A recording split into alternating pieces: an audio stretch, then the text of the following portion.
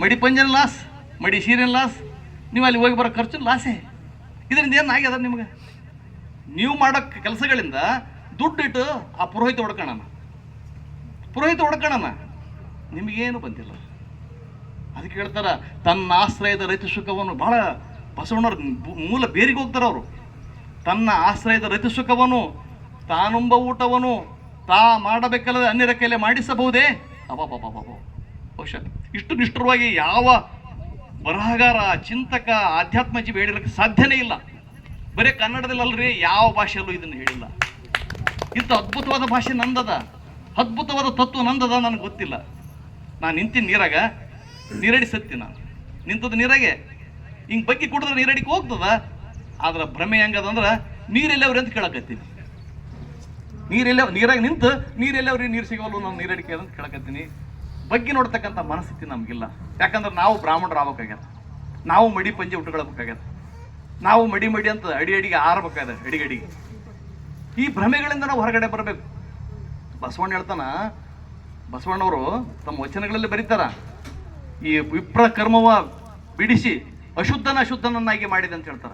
ಅಂದ್ರೆ ಬಸವಣ್ಣವ್ರು ಹೇಳ್ತಾರ, ನಾನು ವಿಪ್ರ ಕರ್ಮತ್ವ ಇದ್ದಾಗ ಅಶುದ್ಧನಿದ್ದೆ, ಇದನ್ನು ಬಿಟ್ಟು ಪರಿಶುದ್ಧನಾದೆ. ಎಲ್ಲಿಗೆ ಬಂದು ಎಲ್ಲಿ ಅಂದ್ರೆ ಈ ವಿಚಾರಗಳನ್ನು ತಿಳ್ಕೊಂಡು, ಸತ್ಯವನ್ನು ಅರ್ಥ ಮಾಡಿಕೊಂಡು, ಲಿಂಗಾಯತ ಧರ್ಮವನ್ನು ಕಟ್ಟಿ ಶುದ್ಧನಾದೆ ಅಂತ ಹೇಳ್ತಾರ. ನಾವು ಶುದ್ಧ ಆಗ್ಯಾರ ಈವಿ, ಮತ್ತು ಅಶುದ್ಧ ಆಗಿ ಕೊಟ್ಟಿವಿ ನಾವೆಲ್ಲ ಪರಿಶುದ್ಧನೇ ಇವಿ, ಅದ್ರಾಗೇನು ಅನುಮಾನಗಳಿಲ್ಲ. ನಾವು ಮತ್ತೆ ಪರಿಶುದ್ಧ ಇರೋದು ಬಿಟ್ಟು ಅಶುದ್ಧ ಆಗ್ಲಿಕ್ಕೆ ನಾವು ಹೊರಟಿವಲ್ಲ, ದಾಪುಗಲಿಟ್ಟು ನಾವು ಒಬ್ರಿಗೊಬ್ರು ಕಾಂಪಿಟೇಷನ್ ಮೇಲೆ. ಎಲ್ಲ ದೇವಸ್ಥಾನಗಳಲ್ಲಿ ನೋಡಿ ನಮ್ಮರೇ ಕಾಣ್ತಾರೆ. ನಮ್ಮರಿಗೆ ಬೈಲಾರ ನಾ ಯಾರಿಗೆ ಬೇಯ್ಬೇಕಂತ ನನಗೆ ಆಸೆ ಇಲ್ಲ. ಕಾಳಜಿಯಿಂದ ಪ್ರೀತಿ ಇದೆ ನಿಮ್ಮ ಬಗ್ಗೆ, ಗೌರವ ಅದ ನನ್ನ ಬಗ್ಗೆ. ನಮ್ಮ ಜನಾಂಗ ಎಲ್ಲಿ ಹಾಳಾಗಿ ಹೋಗ್ಬಾರ್ದು ಅನ್ನೋ ನೋವಿಗಾಗಿ ಅದು ಮಾತು ಹೇಳಕ್ಕೆ ಹೋಗ್ತದೆ ಅಷ್ಟೇ. ಈಗ ಬಟ್ಟೆ ಒಗಿತಿರ್ತಾರೆ, ಯಾಕೆ ಒಗಿತೀರಮ್ಮ? ಹೊಲಸು ಹೋಗ್ಬೇಕಂತ ಹೋಗ್ತೀರಿ, ಏನು ಹೊರದು ಹೋಗ್ಬೇಕಂತ ಹೋಗಿದ್ದೀರಿ? ಸ್ವಚ್ಛ ಆಗ್ಬೇಕಂತಿರ್ತದೆ ಅಷ್ಟೇ. ನನ್ನ ವಿಚಾರಗಳನ್ನು ಅಷ್ಟೇ, ಶರಣರ ವಿಚಾರನೂ ಅಷ್ಟೇ. ಬಟ್ಟೆ ಒಗೆ ಮುಂದೆ ಗಸ ಹೆಚ್ಚಿ ತಿಕ್ತಾರ, ಸಾಬನಿಗೆ ತಿಕ್ತಾರೆ, ಕಲ್ಲಿಗೆ ತಿಕ್ತಾರೆ, ವಾಷಿಂಗ್ ಮಿಷಿನ್ಗೆ ಹಾಕಿ ತಿರುಗಿಸ್ತಾರೆ ಒಂದೇ ಸಲ. ಯಾಕಂದರೆ ಪರಿಶುದ್ಧಗೊಳ್ಳಿ ಅಂತ ಕಾರಣಕ್ಕಾಗಿ ನಾವು ಪರಿಶುದ್ಧಗೊಂಡಿವೇನು. ಮೊನ್ನೆ ಒಂದೇ ವಾರದ್ದು ತಿರುಪತಿ ಇದು ಮಂತ್ರಾಲಯ ರಾಘವೇಂದ್ರ ಸ್ವಾಮಿ ಗುಡಿಯ ಕಲೆಕ್ಷನ್ 6,35,00,000 ರೂಪಾಯಿ ಒಂದು ವಾರದ ಕಲೆಕ್ಷನ್ ಇದು. ಯಾರ ದುಡ್ಡಿದು? ನಮ್ಮದೇ ದುಡ್ಡು. ಅದು ನಮ್ಮ ದುಡ್ಡು ಎಲ್ಲಿಗೊಂಡಿತು ನಮ್ಮ ದುಡ್ಡು? ಪಾಪಿ ಕಮಲ್ ಚಾಂಡಾಲ್ ಕಾಯ ಅಂತ ನಾವು ಪಾಪಿಗಳಾದ್ರೆ ಚಾಂಡಲ್ ಆಯ್ತು ಅಷ್ಟೇ. ಏನಿದು, ಎಂಥ ದುರಂತಿದು. ಹೋಗ್ರಿ ಸ್ವಲ್ಪ ಹಿಂದ್ಕೊಳ್ಳೋಣ, ಫ್ಲ್ಯಾಶ್ ಬ್ಯಾಕ್ ಹೋಗೋಣಿಂದ. ಒಂದ್ಸಲ ಇದು ಹೆಗಡೆ, ಇದು ಯಾರು ಯಡಿಯೂರಪ್ಪನ ಸರ್ಕಾರದ ಹೊತ್ತಿನಾಗ ಪ್ರವಾಹ ಬಂತು. ಅಲ್ಲಿರುವ ಗೋಗಳೆಲ್ಲ ನೀರಾಗ ಹರ್ಕೊಂಡೋದು, ಅಂದರೆ ಪುಣ್ಯಕೋಟಿ ಅಂತ ಅದಕ್ಕೆ ಹರ್ಕೊಂಡೋದು ನೀರಾಗ. ಸುಮತೀಂದ್ರ ಸ್ವಾಮೀಜಿ ಎಲ್ಲಿದ್ರು? ಚೆತ್ತಿನ ಮ್ಯಾಲ, ಬಿಲ್ಡಿಂಗ್ ಚೆತ್ತಿನ ಮ್ಯಾಲ. ಶೋಭಾ ಕರಂದ್ಲಾಜೆ ಬಂದಿದ್ದಿಲ್ಲ ಅಂದ್ರ ಸುಮತೀಂದ್ರ ಸ್ವಾಮಿ ಹೋಗ್ತಿದ್ದ. ಯಾರು ಕಾಪಾಡಿದ್ರ? ದೇವ್ರು ಕಾಪಾಡಿದ್ನೋ ಏನೋ ಶೋಭಾ ಕರಂದ್ಲಾಜೆ ಕಾಪಾಡಿದ. ವಾಸ್ತವ ಸತ್ಯ ಇದದ, ವಾಸ್ತವ ಸತ್ಯ ಮಾಡ್ತೀವಿ. ರಾಘವೇಂದ್ರ ಕಾಪಾಡು ಇಲ್ಲ, ಕಾಪಾಡಕ್ ಯಾವ ದೇವ್ರು ಕಾಪಾಡ್ತಾನೆ? ನಮ್ಮ ವಿವೇಚನೆ ಇದೆ, ನಮ್ಮ ಚಿಂತನೆ ಇದೆ, ನಮ್ಮ ಆಲೋಚನೆ ಆಲ್ರೆಡಿ ದೇವ್ರು ನಮ್ಗೆ ಕೊಟ್ಟು ಬಿಟ್ಟಾನ. ಅದನ್ನು ಪ್ರಯೋಗ ಮಾಡಿಕೊಂಡು, ಅದನ್ನು ಉಪಯೋಗ ಮಾಡಿಕೊಂಡು ಅಲ್ಲಿಂದ ಎದ್ದು ಬರ್ಬೇಕಷ್ಟೇ. ಪ್ರವಾಹ ಬಂದಾಗ ಭಜನೆ ಮಾಡಿಕೊಂಡು ಕೇಳ್ತಾನದು. ಬಸವಣ್ಣ ಅಂದ್ರೆ ವಾಸ್ತವ ಪ್ರಜ್ಞೆ, ಅರಿವು. ಬಸವಣ್ಣ ಅರಿವಿನ ದೀವಿಗೆ, ಎಚ್ಚರದ ಗಂಟೆ, ಸನ್ಮಾರ್ಗ, ಆತ್ಮವಿಶ್ವಾಸ ಹುಟ್ಟಿಸ್ತಕ್ಕಂಥ ದಾರಿ ಬಸವಣ್ಣ. ಅದನ್ನ ಒಳಗಡೆ ಇಟ್ಟುಗಂಟೇ ಇಲ್ಲ. ಬಸವಣ್ಣಂದ್ರೆ ಹತ್ತಿರ ಕೂಡ ಅನ್ನನೇ ದೇವ್ರು ಮಾಡಿಬಿಟ್ಟು ಅದು ಜಗದ ಮೇಲೆ ಕೂರಿಸೋದು, ಮತ್ತೆ ಈ ಬತ್ತಿ ಹಚ್ಚೋದು, ಕುಂಕುಮ ಹಚ್ಚೋದು ಸುರುವೆ ಆಗ್ತದೆ. ನೀವು ಬಸವಣ್ಣಗೆ ನಿಮ್ಮ ಕೂದಲ, ನಿಮ್ಮ ವಿಭೂತಿ, ಕುಂಕುಮ ಅಗತ್ಯನೇ ಇಲ್ಲ, ಸಾಕು. ಅದೇ ಒಂದ್ ಕಡೆ ಅಕ್ಕಮದಲ್ಲಿ ಬರುತ್ತಲ್ಲ, ಸಜ್ಜನಳಾಗಿ ಮಜ್ಜನ ಕೆರೆವೆ, ಶಾಂತಳಾಗಿ ಪೂಜೆಯ ಮಾಡುವೆ, ಸಮರತಿಯಿಂದ ನಿಮ್ಮಯ ಹಾಡುವೆ, ಈ ಪೂಜೆ ಅನುವಾಯಿತ್ಯಮಗೆ. ಇಂಥ ಪೂಜೆ ಬೇಕು ದೇವರಿಗೆ. ನಮ್ಮ ದೇವರಿಗೆ ನೈವೇದ್ಯ ಬೇಕಾಗಿಲ್ಲ, ನಮ್ಮ ದೇವರಿಗೆ ಕಾಯಿ ಬೇಕಾಗಿಲ್ಲ, ನಮ್ಮ ದೇವರಿಗೆ ಕರ್ಪೂರ ಬೇಕಿಲ್ಲ. ಪರಿಶುದ್ಧವಾದ ಮನಸ್ಸು ಬೇಕು. ಪರಿಶುದ್ಧವಾದ ಮನಸ್ಸು ನಮ್ದಿಲ್ಲ. ನಾಟಕಕಾರರಾಗಿವನೆಲ್ಲರು ನಾಟಕಕಾರಾಗಿ ಒಬ್ರು ಮಾಡಿದಂಗೆ ಇಬ್ರು ಮಾಡೋದು, ಇನ್ನೊಬ್ರು ಮಾಡೋದು. ಅವ್ರು ಎಷ್ಟು ದೈವ ಭಕ್ತ ಬಾಬಾ, ಮಡಿಯಿಂದ ಬರ್ತಾಳ. ಏನು ಮಡಿಯಿಂದ ಹೇಳ್ತೀವಿ? ಹೋದ್ರ ನೀರು ಯಾರಂದಿಲ್ವ? ಯಾರು ಈಗ ಅವಾಗ ಮೀನಂತ ಕೆರೆ ಅಂತ ನೀರು ಇತ್ತು, ಕೆರೆ ಬಂದು ನೀರಿಂದ. ಈ ಕೆಳಗಿರುತ್ತಲ್ಲ ಮಣ್ಣಿಂದ ಎಂದಿಲ್ಲ, ಅದಲ್ಲ. ಹೂವ ತುಂಬಿ ಕೂಡ್ಲಂದ್ರೆ ಹೂವು ಅರಳದೇ ಇಲ್ಲ.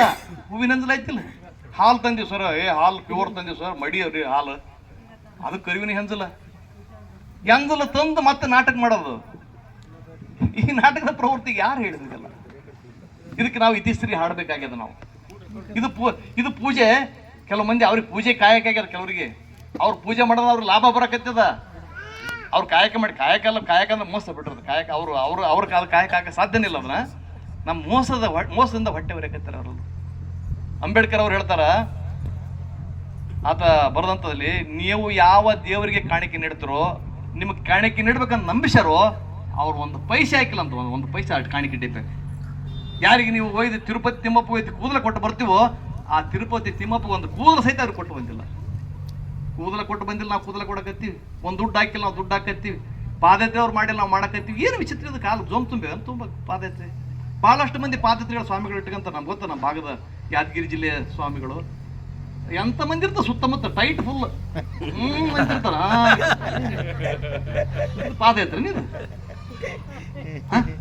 ಎಂತೆಂತ ಜೊತೆಯಾಗಿರ್ತಾರ. ಅವ್ರವ್ರಿಗೆ ಅಲ್ಲಿ ಊರಾಗಿದ್ದಾಗ ಸ್ವಲ್ಪ ಅಡಚಣೆಯಾಗಿರ್ತಾರೆ. ಇಬ್ಬರು ಜೊತೆ, ಒಂದು ಕಡೆ ಹುಡುಗ, ಒಂದು ಕಡೆ ಹುಡುಗಿ, ಇಬ್ಬರು ಜೊತೆ ಸೇರಿರ್ತಾರೆ ಪಾದಯಾತ್ರೆಗೆ ಬಂದಿರಲ್ಲ ಅವರು.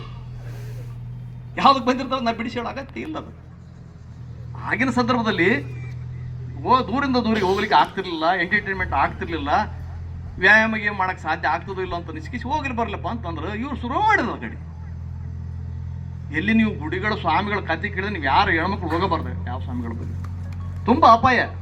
ಈಗ ಕೆಲವು ಕಡೆ ಬರುತ್ತೆ ನೋಡ್ರಿ, ಟ್ರಾನ್ಸ್ಫರ್ ಬರ್ಲಿ ಅಪಾಯ ಎಚ್ಚರಿಕೆ ಬರ್ತಿರ್ತಾರಲ್ಲ, ಹಂಗ ಮಠದ ಮುಂದೆ ಹಾಕ್ಬೇಕು, ಹೆಣ್ಮಕ್ಳ ಚಿತ್ರ ಹಾಕ್ಬೇಕು, ಅಪಾಯ ಎಚ್ಚರಿಕೆ.